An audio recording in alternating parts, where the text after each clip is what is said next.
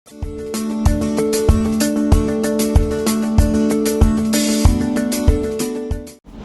Students, ఈ వీడియోలో organic chemistry junior inter organic కెమిస్ట్రీకి సంబంధించి జనరల్గా లాంగ్ ఆన్సర్స్ అనుకోండి.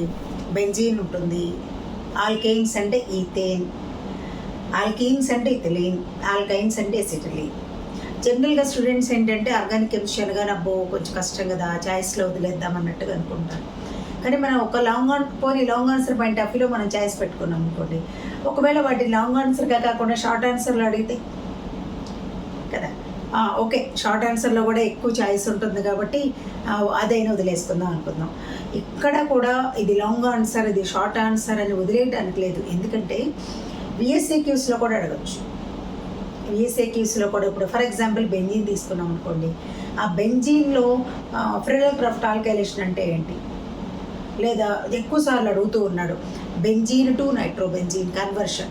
సో అది ఎల్ఏక్యూగా మనం చాయిస్లో వదిలేసాం అనుకోండి, మరి మనం రాసే 10 2 మార్క్స్లో ఒకవేళ అది 2 మార్క్స్లో అడిగితే conversion of benzene to nitrobenzene అంటే మనం వదిలేయాల్సి వస్తుంది కదా. కాబట్టి అంటే ఎవరు ఎంత కష్టపడతారో అనేది వాళ్ళ హార్డ్ వర్క్ మీద డిపెండ్ అయి ఉంటుందమ్మా, వాళ్ళ ఇంట్రెస్ట్ మీద డిపెండ్ అయి ఉంటుంది. కానీ చదవగలిగినన్ని మాత్రం చదవండి. ఇది రాదు అని వదిలేయకుండా కొంచెం చదివితే గుర్తుపెట్టుకోగలుగుతాము, అర్థం అవుతుంది అనుకునే వాటిని వదిలేయకండి. బెంజీన్ అలాంటిది బెస్ట్ ఎగ్జాంపుల్. అలాగే ఇప్పుడు ఆల్కేన్ తీసుకున్నాం అనుకోండి, ఆల్కేన్లో ఎక్కువగా long answer point of view అడిగేది తక్కువ, దానిలో 2 మార్క్స్ 2-3 ఉన్నాయి. సో అందుకని ఆర్గానిక్ కెమిస్ట్రీ అంటే అంతా మనం చాయిస్లో వదిలేయాలని లేదు. ఎవరైతే మొత్తం ఆర్గానిక్ కెమిస్ట్రీ బాగా కాన్సెప్ట్ అంతా నేర్చుకుంటారో సీనియర్ ఇంటర్లో ఆర్గానిక్ కెమిస్ట్రీ చాలా బాగా అర్థమవుతుంది. సో ముందు నేను ఇక్కడ ఎలా చూడాలంటే general organic chemistry, hydrocarbons, IUPAC names, general organic chemistry and hydrocarbons అని చెప్తున్నాం. ఈ జనరల్ ఆర్గానిక్ కెమిస్ట్రీలో ఏమేమి వస్తాయి, ఐయుపాక్ నేమ్స్ వస్తాయి, ఎలక్ట్రాన్ మైగ్రేషన్స్ వస్తాయి, ప్యూరిఫికేషన్స్ వస్తాయి. ఎవరైతే NEET, mains and any competitive exam, other competitive ఎగ్జామ్స్కి ప్రిపేర్ అవ్వాలనుకుంటున్నారో వాళ్ళు మాత్రం డెఫినెట్గా ఆర్గానిక్ కెమిస్ట్రీకి సంబంధించిన వీడియోస్ అని జాగ్రత్తగా చూడండి అన్న. అంటే మిగతావి ఎలాగో చూస్తున్నారు, ఆర్గానిక్ కెమిస్ట్రీని చాయిస్లో పెట్టుకోకండి, అర్థమవుతుంది చక్కగా మీకు బాగా అర్థమయ్యేలాగా నీట్గా కాన్సెప్ట్ చెప్తాను. తర్వాత వీడియోస్ మాత్రం ఆబ్జెక్టివ్కి సంబంధించినవి ఏ కాన్సెప్ట్ అవన్నీ ఉన్నాయి. ఎవరైనా ఇంకా ప్రీవియస్ వీడియోస్ ఉన్నాయని తెలియని వాళ్ళు మాత్రం డెఫినెట్గా నాన్న జూనియర్ ఇంటర్కి సంబంధించి నేను కెమికల్ బాండింగ్ పెట్టాను, ఈక్విలిబ్రియం పెట్టాను, స్ట్రైకోమెట్రీ పెట్టాను, ఇవన్నీ కూడా ఉన్నాయి చూసుకోండి. అంటే మ్యాక్సిమం డిసెంబర్ కల్లా, నవంబర్ మంత్ ఎండింగ్ కల్లా junior inter and senior inter IP concept మొత్తం అయిపోతుంది. అక్కడి నుంచి ఇక మనకి ఎలాగో జనవరి నుంచి మెయిన్స్ ఎగ్జామ్ ఉంటుంది కాబట్టి ఇక డిసెంబర్ నుంచి అన్నీ కూడా ఆబ్జెక్టివ్కి సంబంధించిన వీడియోస్ పెడతాను. అండ్ ఇంకొకటి ఏంటంటే ఎక్కువ మంది డౌట్స్ అడుగుతూ ఉన్నారు, నేను అంటే కుదరక ఆన్సర్ చేయలేదు, మీ అందరికీ రిప్లై ఇస్తాను. కొంతమంది సిగ్మా బాండ్, పై బాండ్ అంటే ఏంటో అది ఒకసారి వీడియో పెట్టండి మేడం అన్నారు. డెఫినెట్గా నాన్న ఉంది, అప్లోడ్ చేస్తాను. తర్వాత ఒక స్టూడెంట్ నెంబర్ ఆఫ్ మోల్స్ ఎందుకు తీసుకోవాలి, నెంబర్ ఆఫ్ మోల్స్ ఎలా తీసుకోవాలి అనే దాని మీద అడిగారు. మీకు కూడా రిప్లై ఇస్తాను నేను. నెంబర్ ఆఫ్ మోల్స్ ఎక్కడ ఎలా తీసుకోవాలనేది కూడా రిప్లై ఇస్తాను. సో మీరు అడిగే ప్రతి క్వశ్చన్కి నేను డౌట్స్ ఉన్నందరికీ రిప్లై ఇస్తాను, ఓకేనా. సో మీకు కావాల్సిన వీడియోస్ తొందరపడద్దు, అన్ని వీడియోస్ వస్తాయి. మీరు చేయాల్సింది ఏంటి, నేను ప్రతి వీడియోలో చెప్పినట్టే వీడియోస్ నచ్చితే లైక్ చేయండి, షేర్ చేయండి, సబ్స్క్రైబ్ చేసుకోండి అని. ఎక్కువ మందికి యూజ్ అవుతుంటే నేను కూడా మంచి మంచి వీడియోస్ని అప్లోడ్ చేస్తాను, ఓకేనా. సో ఇప్పుడు నేను చెప్పే ఆర్గానిక్ కెమిస్ట్రీ ఏంటి అంటే ఐసోమరిజం అయిపోయిన తర్వాత మైగ్రేషన్స్ మొత్తం కలిపి, ఎలక్ట్రాన్ మైగ్రేషన్స్ అంటే ఏంటని చక్కగా ఐపీ కాన్సెప్ట్ అంతా అర్థమైతే ఆబ్జెక్టివ్ ఎంత ఈజీగా చేయొచ్చో నేను చూపిస్తాను. మైగ్రేషన్స్ తర్వాత చాలామంది స్టూడెంట్స్కి అర్థం కాదు అని కంప్లైంట్ చేసే టాపిక్ ఏంటంటే క్వాలిటేటివ్, క్వాంటిటేటివ్ అనాలిసిస్. సో దాని మీద కూడా చక్కగా మీకు ఆబ్జెక్టివ్ కూడా అక్కడే చెప్పేస్తాను. ఎస్టిమేషను, డిటెక్షను, ఎస్టిమేషను ఈ రెండు కూడా ఒకే దగ్గర పెట్టేస్తాను. అక్కడే మీకు ఆబ్జెక్టివ్ కూడా కవర్, అక్కడే బిట్స్ కూడా చెప్పేస్తాను. సో ఇక్కడ 3 టాపిక్స్ తర్వాత హైడ్రోకార్బన్స్. సో అందుకని వీడియోస్ లాస్ట్ వరకు చూడండి అన్న, జాగ్రత్తగా నచ్చితే మాత్రం ఫ్రెండ్స్కి చెప్పండి, ఓకే. సో ఇప్పుడు నేను మాత్రం ఐసోమరిజం చెప్తున్నాను చూడండి.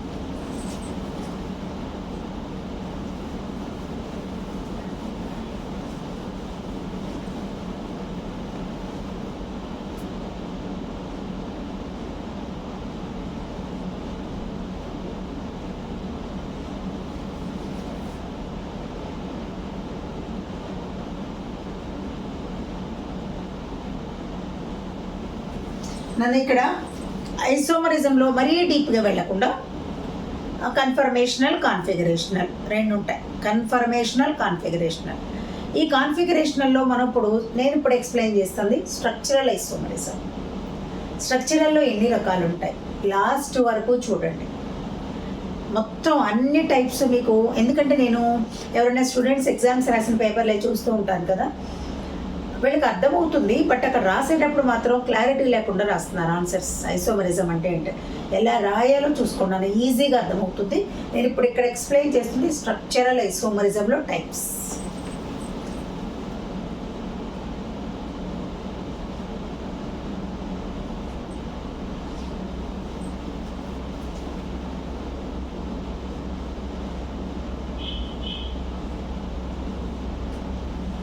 అసలు ఐసోమరిజం అంటే ఏంటమ్మా? స్ట్రక్చరల్లోకి వెళ్ళే ముందు ఐసోమరిజం అంటే ఏంటో చూద్దాం, ఓకేనా? ఐసోమర్స్ అంటే ఏవైనా రెండు లేదా అంతకంటే ఎక్కువ కాంపౌండ్స్కి సేమ్ మాలిక్యులర్ ఫార్ములా ఉండి స్ట్రక్చర్స్ డిఫరెంట్గా ఉంటే దాన్ని స్ట్రక్చరల్ ఐసోమర్స్ అంటాం. అలా జరిగే ప్రాసెస్ దాన్ని మనం ఏమంటాం? This phenomena is called as the structural isomerism. ఏనన్నా జాగ్రత్తగా చూసుకోండి. ఇక్కడ compounds having the same molecular formula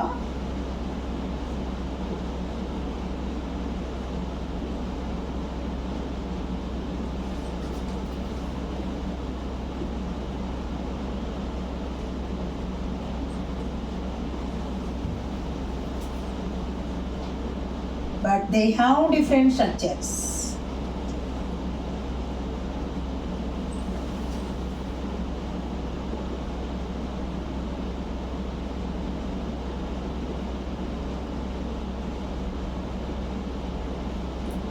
Is called structural isomers. This phenomena is called structural isomerism. So ఐసోమరిజంలోనే ఇది కాంపౌండ్కి సేమ్ మాలిక్యులర్ ఫార్ములా ఉంటుంది, 2 or more కాంపౌండ్స్కి అక్కడ వాటి స్ట్రక్చర్స్ డిఫరెంట్గా ఉన్నాయి, వాటిని మనం స్ట్రక్చరల్ ఐసోమర్స్ అంటున్నాం. Is called structural isomers.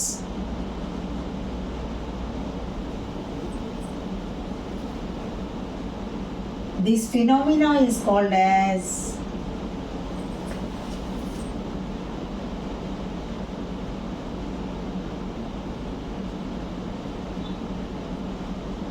structural isomerism.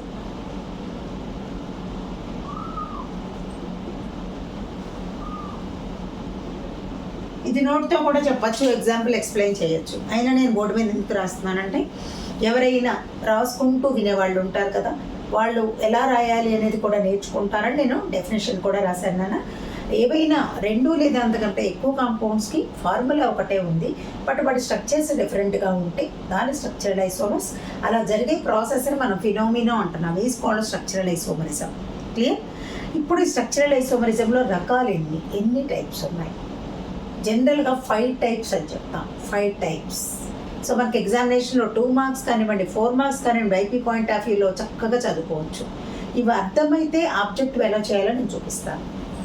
So first మనం ఐపీ పాయింట్ ఆఫ్ వ్యూలోనే కాబట్టి ఉన్న టైప్స్ ఏంటో చెప్పుకుందాం. Structural isomerism. Isomerism is on, it is అంటే ఎవరు ఇక్కడ? Structural isomerism on 5 types. First one, chain isomerism.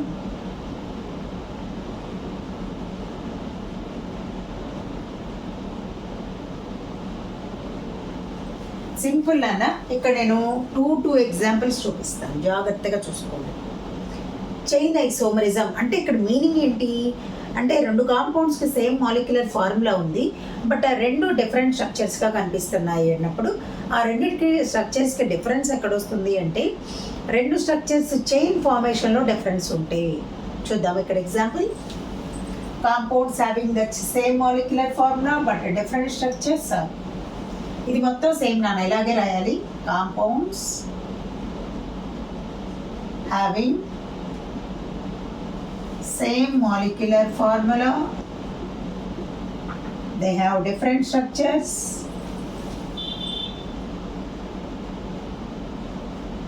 ఇది రాయకుండా డిఫరెంట్ స్ట్రక్చర్స్ అని మధ్యలో ఇది తీసేసి రాస్తే మాత్రం మీకు అర్థం కాలేదని. They have different structures.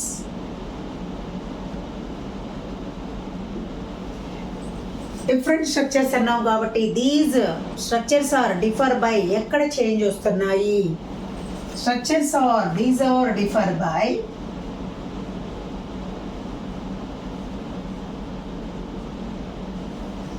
formation of carbon chain is different. These are differ by formation of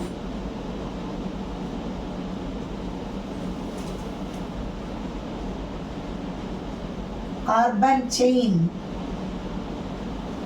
Formation of carbon chain లో డిఫరెన్స్ ఉందట. Carbon chain formation is different, ఇలా కూడా రాసుకోవచ్చు.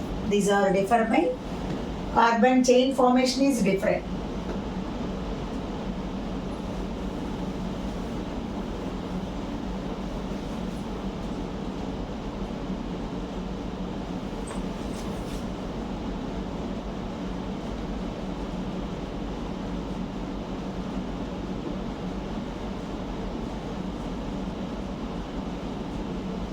ఆ రెండింటికి రెండు స్ట్రక్చర్స్ మనం రెండు అనుకున్నాం, రెండు లేదా మూడు ఏదైనా తీసుకోవచ్చు. ఎక్కడ డిఫరెన్స్ వస్తుంది? కార్బన్ చైన్ ఫార్మేషన్లో డిఫరెన్స్. ఇక్కడ మనం ఎగ్జాంపుల్ తీసుకున్నాం. నేను ఇక్కడ ఎగ్జాంపుల్ C4H10 తీసుకుంటున్నాను. ఒకవేళ ఎవరైనా స్టూడెంట్స్ మీకు ఎగ్జాంపుల్ ఇచ్చేటప్పుడు డైరెక్ట్గా మాలిక్యులర్ ఫార్ములా ముందే రాయటం తప్పులు పోతాయి అనుకుంటే, మీరు స్ట్రక్చర్ వేసుకున్న తర్వాత అక్కడున్న కార్బన్స్, హైడ్రోజన్స్ ఎన్ని ఎలిమెంట్స్ ఉంటే వాటి కౌంట్ చేసుకొని మాలిక్యులర్ ఫార్ములా ఇవ్వచ్చు. సో ఇక్కడ చూడండి అన్న, C4H10 అన్నప్పుడు ఎగ్జాంపుల్ ఎలా మన స్ట్రక్చర్ ఎలా రాసుకోవాలో. కార్బన్స్ ఎన్ని ఉన్నాయి? 4, 4 రాశాను. హెచ్లు ఎన్ని ఉన్నాయి? 10. ఒక కార్బన్ దగ్గర 4 బాండ్స్ ఉండాలి, గుర్తుపెట్టుకున్నాను. Carbon atomic number 6, 1s2, 2s2, 2p2. So ఎప్పుడు కూడా కార్బన్ వ్యాలెన్సీలో ఈ 4 ఎలక్ట్రాన్స్ ఉంటాయి. ఫస్ట్ ఎగ్జైటేషన్కి అంటే ఇప్పుడు నేను ప్రతి వీడియోలో కూడా చెప్తూ ఉంటాను ఈ ఎగ్జైటేషన్ ఎలా తీసుకోవాలి అనేది. ఇలా ఉంది గ్రౌండ్ స్టేట్లో కార్బన్, చూడండి. సో ఈ పెయిర్ కూడా విడిపోతే దాన్ని ఫస్ట్ ఎగ్జైటేషన్ అంటున్నాం. ఎస్లో ఉన్నటువంటి 2 ఎలక్ట్రాన్స్లో ఒకటి పీలోకి వెళ్తుంది. సో అప్పుడు 4 సింగిల్ ఎలక్ట్రాన్స్ ఉంటాయి కార్బన్ దగ్గర. 4 single electrons 4 sigma bonds form చేస్తే అప్పుడు మనం sp3 హైబ్రిడైజేషన్ అంటాం. సో ఇక్కడ మనం ఈ పాయింట్లోకి వద్దాం. కార్బన్కి 4 బాండ్స్ ఉండాలి, ఇక్కడ ఒకటి ఉంది ఎలక్ట్రాన్. సో ఇంకా 3 ఉంటాయి కాబట్టి 3 హెచ్ఎల్తో 3 బాండ్స్ ఫామ్ చేసుకుంటాయి, 4 సరిపోయింది. ఈ కార్బన్కి 2 బాండ్స్ ఉన్నాయి అంటే CH2 సరిపోయిందన్న. ఇవి 2 బాండ్స్, ఇదొకటి 4. నెక్స్ట్ ఇంకొకటి CH2, ఇక్కడ ఒకటే బాండ్ ఉంది కాబట్టి CH3 పెట్టండి, సరిపోయింది. C4H10. దీన్ని ఏమంటామంటే N బ్యూటేన్, నార్మల్ బ్యూటేన్ అని. ఇక్కడ స్మాల్ n అంటే ఏంటంటే నో బ్రాంచెస్, సబ్స్టిట్యూషన్స్ ఏమీ లేవు, సింపుల్గా ఉంది అని చెప్పడానికి N బ్యూటేన్.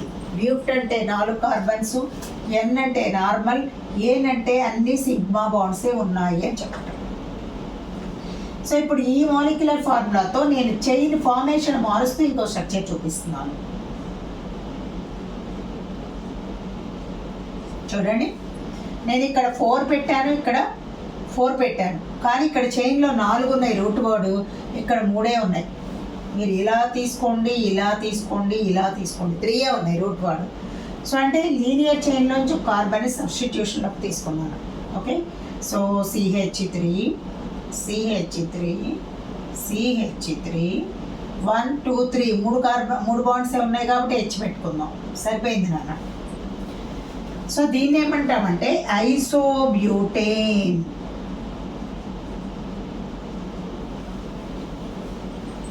ఐసోబ్యూటేన్ జాగ్రత్తగా చూసుకోండి. ఐసోబ్యూటేన్. ఐసో అంటే చాలామందికి తెలియదేమో, చూసుకోండి. ఏదైనా ఒక నార్మల్ చైన్లో నుంచి ఒక కార్బన్ని సబ్స్టిట్యూషన్లోకి రాసుకుంటే దట్ ఈజ్ ఐసో కాంపౌండ్. చూడండి, ఇక్కడ 4 ఉన్న రూట్ వర్డ్లోంచి నేను ఒకటి బ్రాంచ్లో పెట్టాను కాబట్టి ఇది ఐసోబ్యూటేన్ అంటున్నాం. ఇక్కడ ఆబ్జెక్టివ్ ఏంటంటే బ్యూటేన్కి ఎన్ని చైన్ ఐసోమర్స్ వస్తాయంటే 2 చైన్ ఐసోమర్స్ వస్తాయి. ఈ మొత్తం కలిపి ఒకటే ఎగ్జాంపుల్ అమ్మా. ఒక ఎగ్జాంపుల్ అన్నప్పుడు 2 స్ట్రక్చర్స్ వస్తాయి. ఒక్కసారి మనం ఏం చెప్పుకుంటున్నామో ఒక్కసారి చూద్దామా.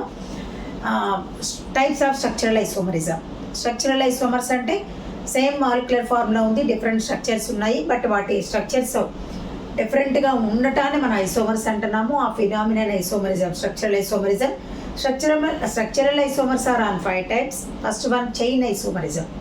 Same molecular formula, different structures are differ by carbon formation of the chain is different, and the chain formation of carbons are different, is called chain isomers. That phenomena is called as chain isomerism. Check చేసుకున్నా నా ఒక్కటే example నేను ఇచ్చింది, ఒక ఎగ్జాంపుల్కి 2 structures వస్తాయి. So ఇంకొక example తీసుకుంటున్నాను నేను ఇక్కడ, ఇది రబ్ చేసేసి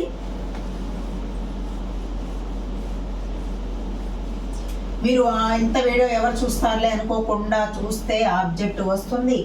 ఒక 2 marks 4 marks ఏమైనా కవర్ అవుతాయి. ఇక్కడ మీకు అన్నీ వదిలేయలేము, చాయిస్ అండ్ ఆర్గానిక్ కెమిస్ట్రీని మనం అర్థమయ్యేవన్నా చదువుకోవాలి కదా.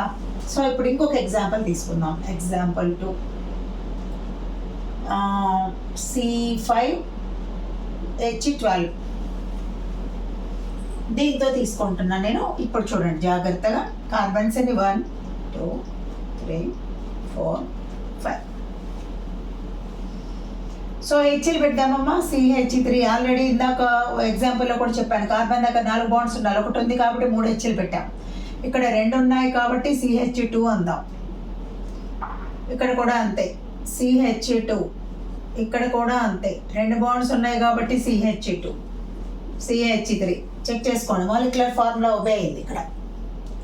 దీన్ని రూట్ వర్డ్ ఎంతనన్నా 1 2 3 4 5.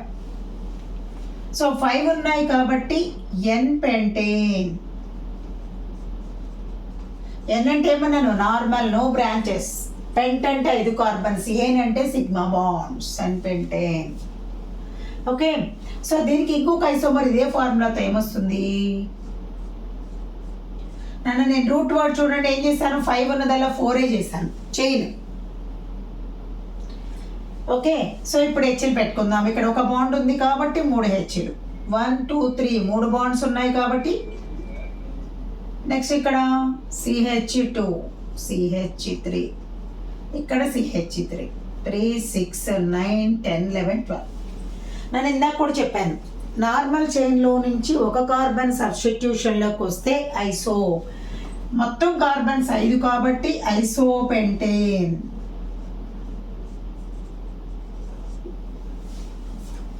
కానీ ఇక్కడ పెంటేన్కి 3 చైన్ ఐసోమర్స్ వస్తాయి. ఇంకొకటి కూడా పాసిబిలిటీ ఉంది.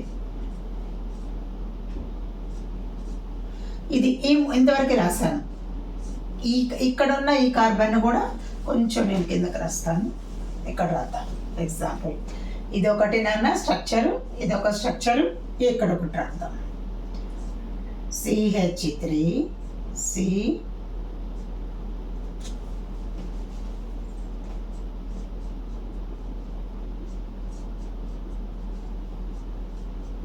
చూడండి 12 ఉండాలి, 3 6 9 12 కార్బన్స్ 5 ఉండాలి. ఇక్కడ హెచ్లు పెట్టలేదు ఎందుకంటే కార్బన్ చుట్టూ 4 బాండ్స్ ఉన్నాయి కాబట్టి. ఇప్పుడు ఇక్కడ ఎలాంటి బ్రాంచెస్ లేకపోతే నార్మల్ పెంటేన్ అన్నాం. లీనియర్ చైన్లో నుంచి ఒక కార్బన్ని సబ్స్టిట్యూషన్లోకి తీసుకుంటే ఐసో, 2 కార్బన్స్ని మనం సబ్స్టిట్యూషన్లోకి తీసుకుంటే నియో పెంటేన్. చూడండి, it is the neo pentane అన్న. ఇవన్నీ కూడా common names, not IUPAC.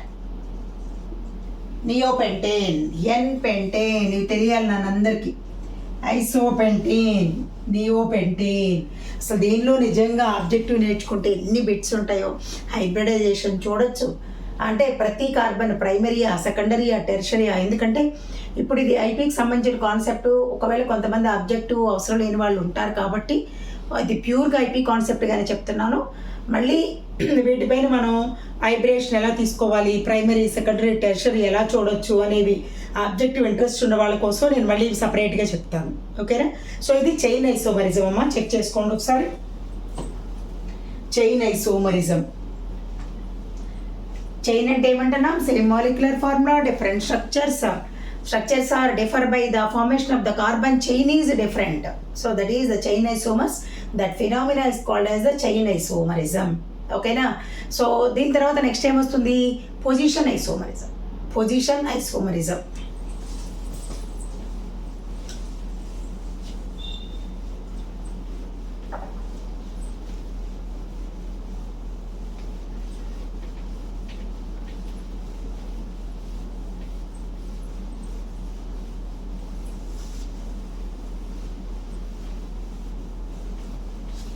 Videos last వరకు చూడండి. లాస్ట్ వరకు చూస్తేనే అర్థమవుతుంది.